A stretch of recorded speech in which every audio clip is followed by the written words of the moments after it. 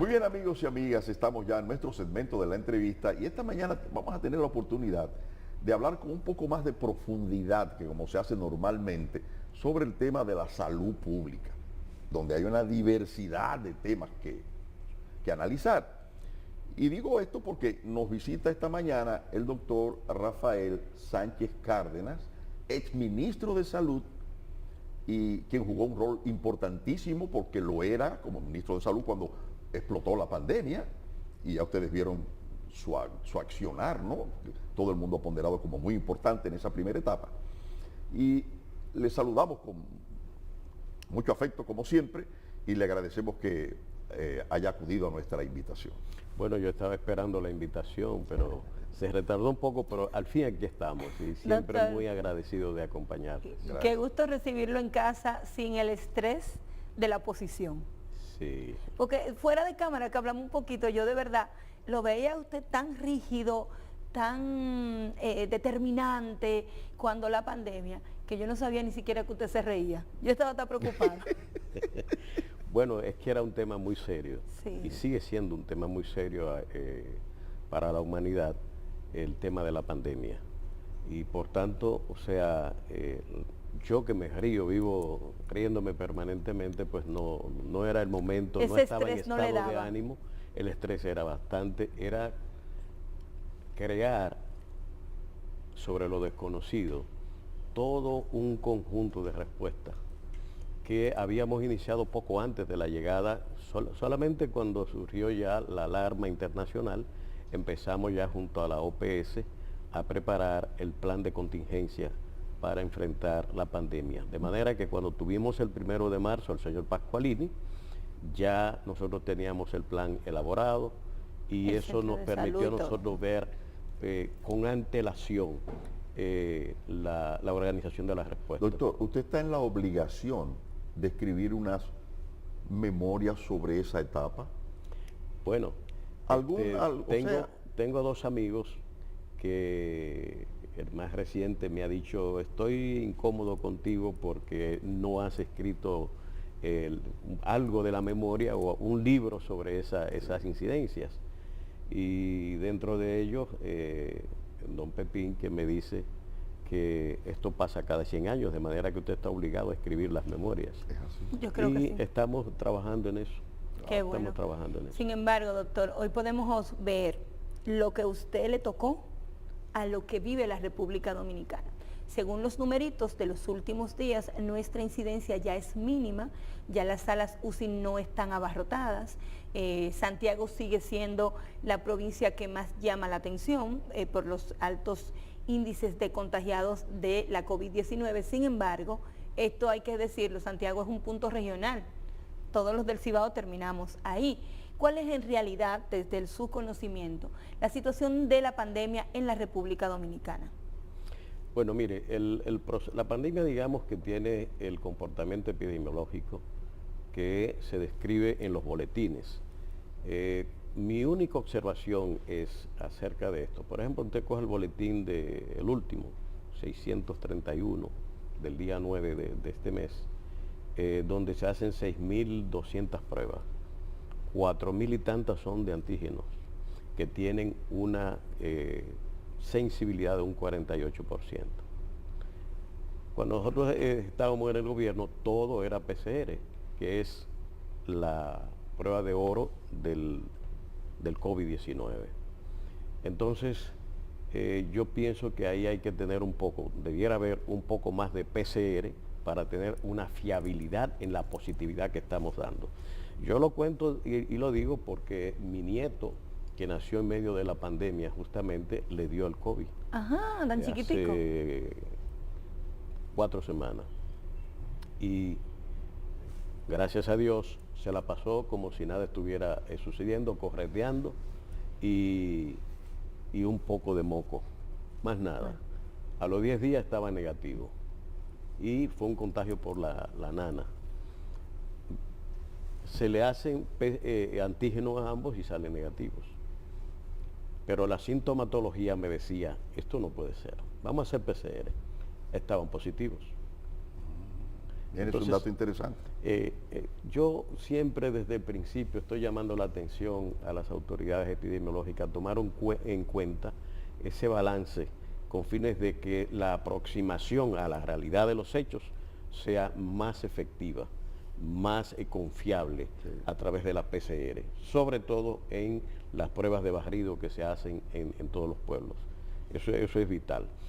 En sentido general, la República Dominicana ha tenido éxito en el manejo de la pandemia desde el inicio. Yo creo que se ha hecho un trabajo que ha permitido que hoy, con la llegada de la vacuna, lógicamente, y algunas observaciones que siempre he hecho de la debilidad de la vigilancia epidemiológica, seguimiento de casos, etcétera, etcétera, que las vacunas, lógicamente, ese es el fin de las vacunas. ¿Vacunamos para qué? Para reducir los casos, eliminar todo esto. Tenemos un problema en el plan de vacunación, porque está prácticamente frisado. 5.6 millones que tienen 2 dosis y 6.8 millones que tienen 1 dosis. Ese 6.8 es muy susceptible, eso está bastante establecido, porque la cobertura de una primera dosis habitualmente no pasa de un 20%. Por tanto, sigue siendo susceptible. Si usted a esos 6.8 le suma a aquellos que no han tomado ni una sola vacuna, digamos inmigrantes, por ejemplo, que no se han vacunado, entonces tenemos una cantidad de susceptibles más alta.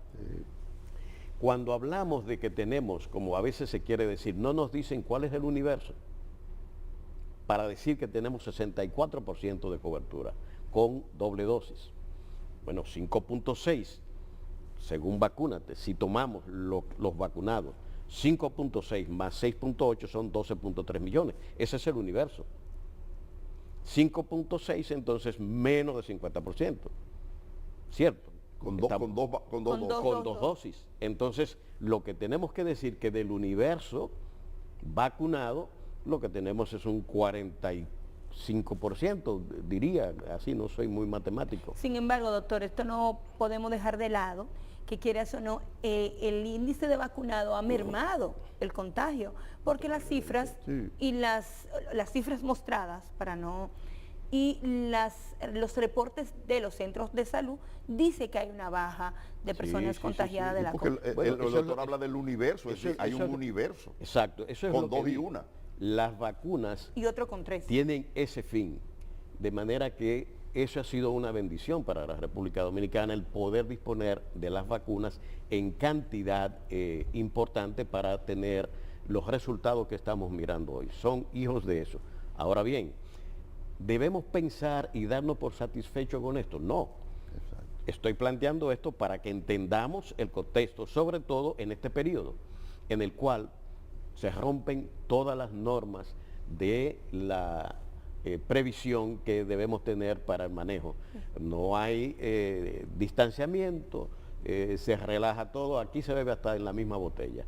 De manera que ese fenómeno, esa movilización enorme que se va a producir en diciembre, la llegada de los dominicanos ausentes, en fin, toda esa situación son las que hacen proclive los contagios. Por tanto, hay que estar alerta y ayudar con una buena campaña de publicidad, de comunicación, a que la gente no se olvide que estamos en COVID, que esto no ha concluido. Eso es importante que la población lo tenga. Que hay nuevas mutaciones, incluso. Sí, sobre todo porque hay una nueva. Exacto.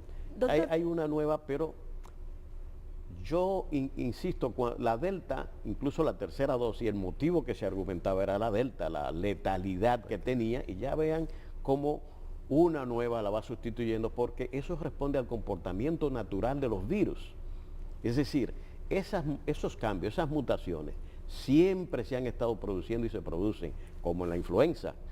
La vacuna que cada año nos ponemos no viene de la misma cepa, viene de las que está circulando y se preparan y entonces se vacuna a la gente con eso. Esto será igual. Esta mañana hablamos de entrada con el tema migratorio, el elemento haitiano que ingresa a la República Dominicana, allí no hay vacuna, no hay un nivel bueno de vacunación. No quieren vacunarse. No quieren vacunarse por razones religiosas y creencias mágico-religiosas y todo esto. Entonces, ese es un foco también de problema para el país. Efectivamente, eso es un detalle importante. y sobre todo aquellos que hacen circulación permanente entre los dos países. Y son muchos. Si sumamos esos 6.8, que yo espero que ahí haya haitianos, venezolanos y toda esta migración que tenemos, porque de otra manera no se explicaría cuando la ONE habla de 10.8, que debe ser la proyección de población, pero estamos hablando de 12.3 millones de vacunados. De manera que hay más que la población estimada y no hemos vacunado menores de 11. Así que hay en los números unos elementos ahí que probablemente o son ellos o son los cientos y tantos de miles de venezolanos que tenemos en el país. De todos modos, la vacunación es positiva y es importante. Quiero destacar, sí, descuidos en otras áreas de la salud. Materno-infantil, que se ha agravado la situación con más de un 30% de la mortalidad materna que ha subido. 20% en la mortalidad infantil, y la neonatal ni la menciono porque es extraordinaria. O sea, doctor, nos hemos concentrado tanto en el COVID a nivel de salud que hemos olvidado pasos ya establecidos en áreas como la materno-infantil. Doctor, perdón, usted está hablando de un deterioro en los índices de desarrollo humano en salud. Oiga bien. En el caso de la mortalidad infantil, que es uno de los principales indicadores, claro, hay un agravamiento de esa mortalidad. ¿Y una de las metas del milenio? Exactamente. ¿Y dónde Pero además está se agregan otros elementos. Por ejemplo, la leptospirosis ha aumentado un 44%, y eso tiene que ver con basura, eso tiene que ver con disposición contaminación, ratas, control de vectores. Es decir, 44%. Este año hemos tenido un 500% en la difteria, con un brote que hemos tenido. La tosferina ha aumentado también ¿Y no había una vacuna para eso? 50%, sí, son efectivamente. Pero sí. ha habido un descuido en la vacunación. Entonces, en el tema de vacunación tiene que trabajarse y no perder de vista. Yo siempre lamenté la salida del director del PAI, del Programa Ampliado de Inmunizaciones, porque creo que es la autoridad más importante que cuenta el país en materia de vacunación. Un hombre que dirigió eso por muchos años y un gran conocedor.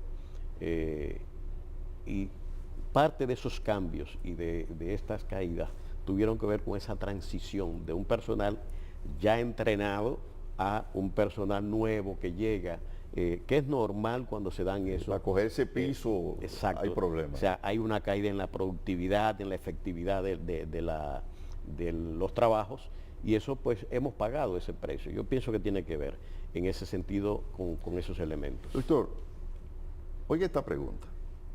Si usted, el destino, vamos a decir eso, le diera la oportunidad de volver al gobierno, de ser ministro de salud y del equipo de un gobierno que se instale en la República Dominicana, ¿cuál fuera su primera recomendación en cuanto a transformación del sistema de salud de la República Dominicana? Estaría vinculado al tema del primer nivel y la atención primaria, Claro. que es un programa estructural que está en la ley, nunca se ha ejecutado, y que implica un reacomodo, yo diría estratégico del sistema, en la medida en que la prestación de servicio tiene que definirse y no está ahora en las ARS establecido. Por ejemplo, una visita domiciliaria. ¿Cuánto vale? No está señalado eso. Se contempla, por ejemplo, en este sentido, que es parte de la reforma. El primer nivel de atención debiera tener, según los parámetros internacionales, un 30% del presupuesto de salud. No lo tiene. Es más, usted coge, por ejemplo, la cápita de SENASA, que son 300 pesos, mientras que la privada anda por los 1.400. O sea, fíjese la diferencia que hay en esas dos cosas. Pero yo creo que el modelo de atención primaria es fundamental para nosotros mejorar los indicadores de lo que estamos hablando. Tiene que tener universalidad, porque es lo que le va a dar al sistema eso. Segundo, tiene que acercar los servicios a la población y por tanto tiene que tener una demarcación con un responsable, un centro de atención primaria responsable con asignación y delimitación de población. Es El decir, éxito de Cuba es ese. exacto. Doctor, pero- Si un centro de atención primaria tiene asignado, digamos, 6.000 personas, usted tiene que responder por ello. Y tiene que haber tecnología para yo vigilar la prestación de servicio que se está dando a esas 6.000 personas ahí. Y eso es un Y software. tiene la información estadística de cuál es el comportamiento de salud de cada miembro de la familia. Usted estuvo en el puesto, conoce las intríngulis del mismo. ¿A dónde está el fallo de que nosotros no podamos implementar la atención primaria? Porque lo que somos campesinos de pueblo, que conocíamos a todos los médicos que teníamos cuando crecimos, y que hay una tradición de médico o de familia, se conocía de que sufría cada quien. Así es. ¿Por Había qué una ahora? atención primaria Había por una la poca atención- población, Exacto. los chiquitos de los pueblos y todo el mundo se conocía. las A mí me iba a ¿y ver los un médicos? médico a mi casa. Claro. Iba- A mí también y a mi familia. y se tomaba el café con mis padres hablando. El ahí. doctor Cantizano, que es un maestro de la medicina, un médico eminente de Santiago, iba a mi casa a vernos a todos. O sea, era la Y práctica. estamos hablando de una persona maestro de la medicina. Y era la práctica.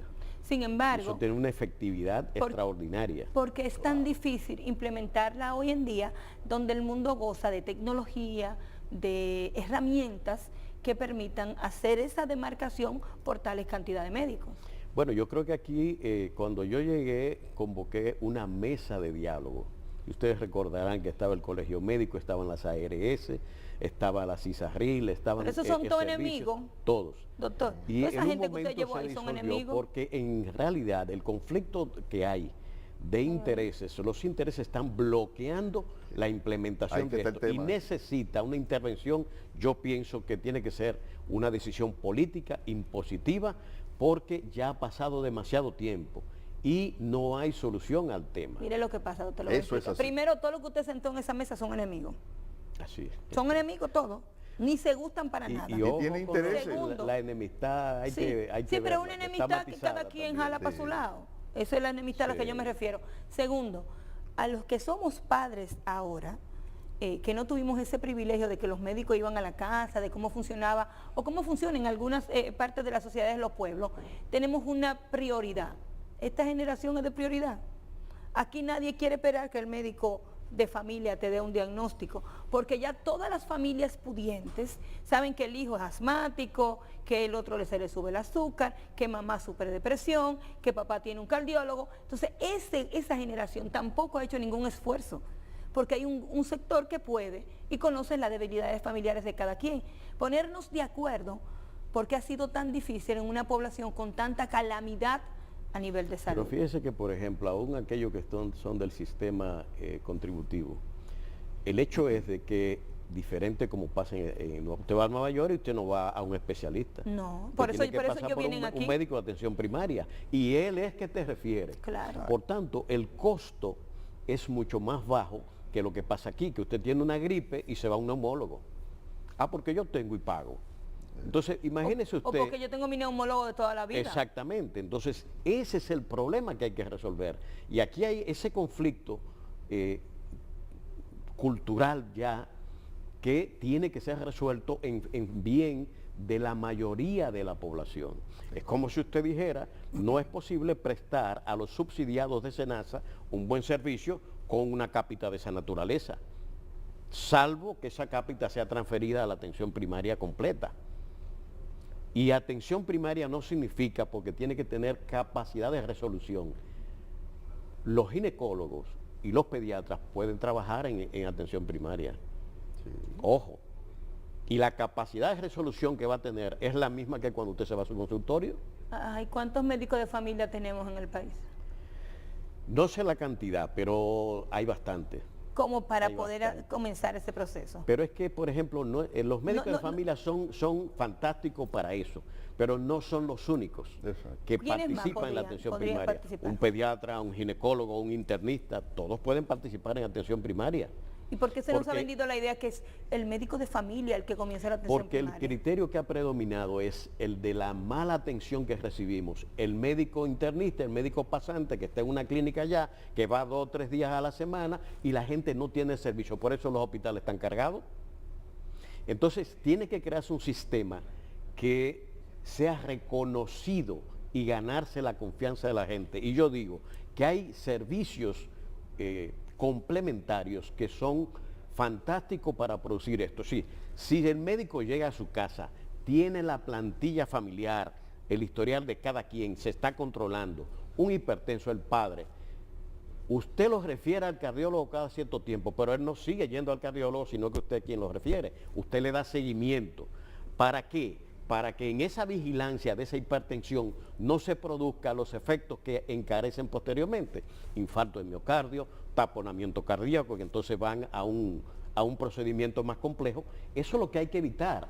Por eso en la atención primaria hacemos prevención y promoción de la salud para evitar el ascenso de pacientes como los diabéticos que terminen en complejidades mayores, hipertensos que terminen en complejidades como la que estamos mencionando, y eso significa presupuestos mayores. O sea que los médicos que están en centros privados, si se acogen al plan de medicina preventiva, se le puede llamar así, ¿verdad? O de atención primaria, no van a consultar cuando ellos quieran ni como ellos quieran, sino cuando los pacientes sean referidos por el que lleva la atención primaria. En atención primaria usted es un actor activo que está gestionando, por eso digo que tiene que tener una asignación poblacional. Si usted tiene una asignación, una clínica de atención primaria, 8,000 personas, con récord ya informatizado, usted sabe qué le pasa a ese señor allí.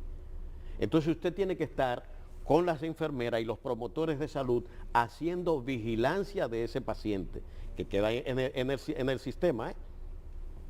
Tiene que quedar en el sistema, porque si no, nosotros no vamos a controlar y tener una atención primaria eficaz sin la informática.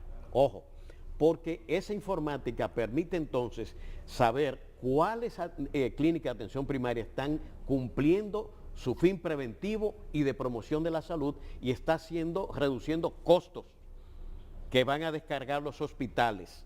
Y al descargar los hospitales, todos esos presupuestos que se asignan de manera tradicional, usted tenía 100 millones, ahora te doy 120 este año. ¿Pero basado en qué criterio? En históricos presupuestarios, no sobre indicadores de salud. Si yo tengo una población de 6 millones, 2 millones de hipertensos, yo tengo que responder por eso. ¿Cuánto hicieron el stroke? ¿Cuánto hicieron infarto? ¿Cuánto hicieron ACV? Sí, no hay esa información. Pero aquí no hay estadística, doctor. Pero precisamente las reformas van en la dirección de que tiene que ir acompañado con una informatización de la prestación de servicios. Sí. Se acabó el tiempo. Se nos acabó el tiempo. Es una lástima que se haya acabado el tiempo. Usted deberá volver, porque una de las cosas que decía al principio es la Sí. ventaja de tener al doctor Rafael Sánchez Cárdenas, porque él es, además de médico, pero es un especialista en salud pública. Por eso esos conceptos y por eso ese enfoque, doctor, que él nos hace. En algún momento. ¿Lo han consultado después que las nuevas autoridades? Al principio algunas cosas, sí, con un intermediario. Sí, porque estaba el tema de la pandemia todavía. Hacíamos, pero después no. Yo me ofrecí, estaba como un ofrecido y no, pero bueno. Pero siempre, doctor, de todas maneras, a la disposición con este tema. Esto es un tema país. Lo vamos a invitar próximamente, porque tenemos que seguir hablando de salud.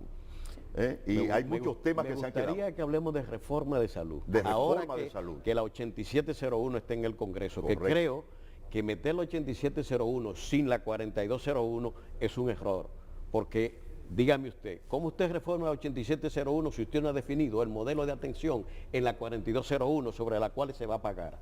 Atención, legisladores, llamen al doctor Sánchez. Entonces tiene la responsabilidad de hacer ese llamado de atención ahora, antes de que pase. Gracias por estar aquí, doctor. Gracias por su tiempo. Órdenes. Encantados nosotros de todo su conocimiento, ponerlo a disposición de la población. A ustedes, si Dios lo permite, nos vemos mañana.